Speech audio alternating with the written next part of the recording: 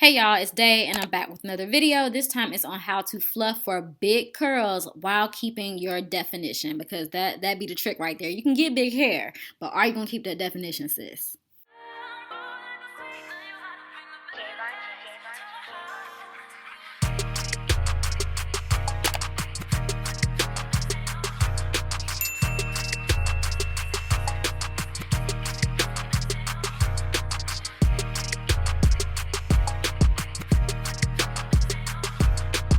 So the products I used are right here, and this was my first time using Shea Moisture in years, and well, you guys can see my hair pretty much turned out good. I haven't even separated yet, but these curls are moisturized and they are defined. All the products will be in the description box if you're curious to see exactly what I use. I also plan on doing a video talking about my impressions using Shea Moisture after years of not messing with them. So I'm going to go ahead and start separating, but first I want y'all to know the first step to defined hair is to properly moisturize. Dry hair just frizzes up, it snags when it's separating, and speaking of snagging, make sure your ends are trimmed as well to prevent snagging and frizz as you separate.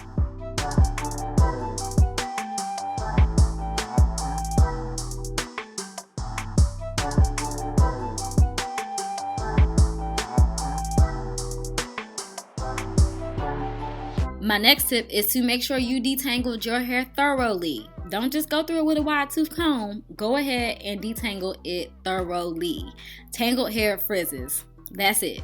That's the tip right there. And finally, use a product with a good hold. I use mousses, creams, jellies, and custards that have moisture for my perm rod sets, but I get the best volume for my rod set specifically with mousses. I get the best moisture with creams, and I get the best definition with thick jellies.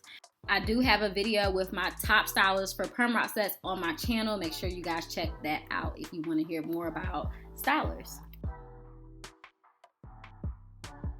In regards to wet versus dry hair styling, I get the same amount of definition on wet hair as I do dry hair. The only difference is the hold when I style my hair wet just lasts longer. Whereas starting on stretched hair, I just get way more volume. I like both ways. I don't have a preference. It just depends on my mood when it's time to style.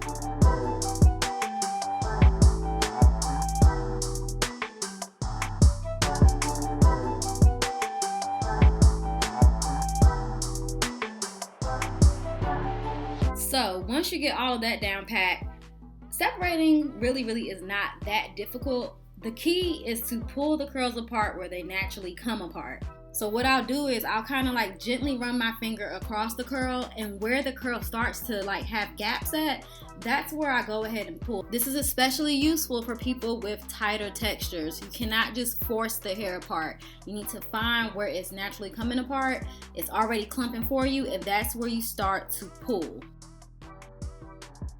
So after I start to pull it apart, next you'll see me coil it, and I coil it in the direction of the curl to keep it in the shape and to pop any of those strands back into place.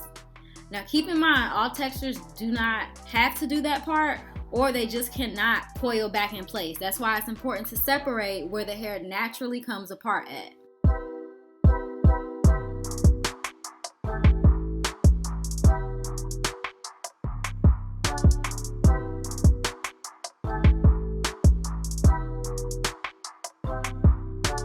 Now, as far as at what point do you start pulling, that really just depends on your specific head and texture. Some people separate from the root, some people separate from the end, some separate from the middle. As you guys can see, I kind of separate from the middle of my head where the hair is already starting to part at. So because this is a video on how to separate, I'm just going to show you guys how I do that a few more times. You guys see I'm just slightly touching it, and wherever the hair comes apart at, that's where I'm pulling it apart at. Keep in mind though, the more you separate, the more frizz you're gonna get in the end. If you are really big on definition, do not separate a lot. Don't do it, sis. But if you want volume and you don't mind a little bit of frizz, then go ahead and separate till you can't separate no more. There is no trick number to how many times you can separate. You just do it until you feel like, okay, this is enough.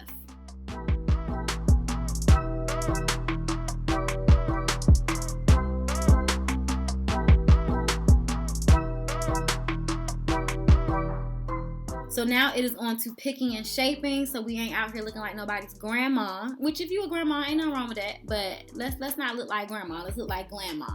So I actually prefer to start off with a wide tooth comb, and at the end of the day, is picking your roots the healthiest thing to do? No, absolutely not. But am I still gonna do it? Yup, it's my hair, it's my business, it's your hair, it's your business, do what you want.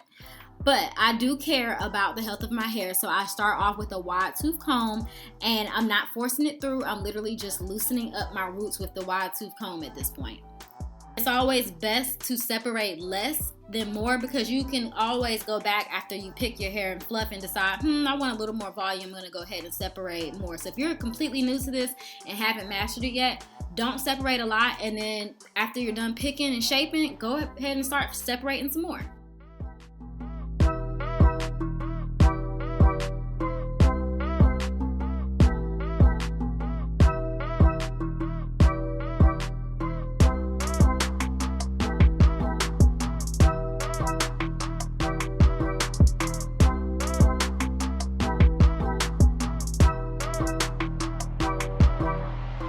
Next, I'm going to go ahead and use a blow dryer, and I use this on medium heat, and this is how I literally stretch my roots. I've done this for about 2 years now. I've not experienced breakage at the roots from this, and all heat ain't bad heat. Medium heat is not going to hurt nobody, and then you properly moisturize your hair, it's not going to dry it out. So when I'm doing this, I'm only concentrating the heat at the roots, and I stretch there.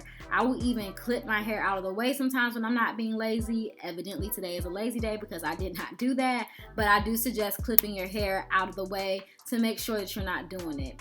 And also make sure you're not taking the dryer too far down, because you're going to stretch your curls out and make it look bushy. Well, you know what? Let me not tell y'all what to do. Some people like that look, but be mindful. The further down you go, the less of a curl you're going to have, the more bushy it's going to look. And I literally just go ahead and pull my hair, and it's kind of like the tension method. I'm just kind of running the dryer back and forth slowly across the root, and this part only takes about 60 seconds, and it's just stretching. That's it. All I'm doing is stretching the roots here.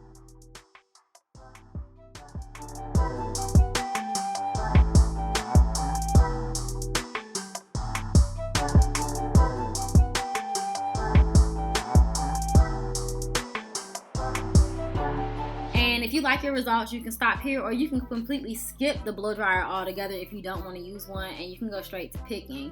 But with the pick, I literally use that for height and shaping. So the comb is to loosen, the dryer is to actually stretch, and the pick is for the actual shape of my fro. And I am careful with this. I don't do a lot of heavily picking anymore, and I don't rely on the pick solely. That's why I started incorporating the dryer, because when I was relying heavily on the pick, I did have breakage at my roots, and that was a mess to grow out. So yeah, I just go ahead and I'm sticking the pick in, shaking it gently, and moving on to the next section. I'm not heavily relying on the pick here.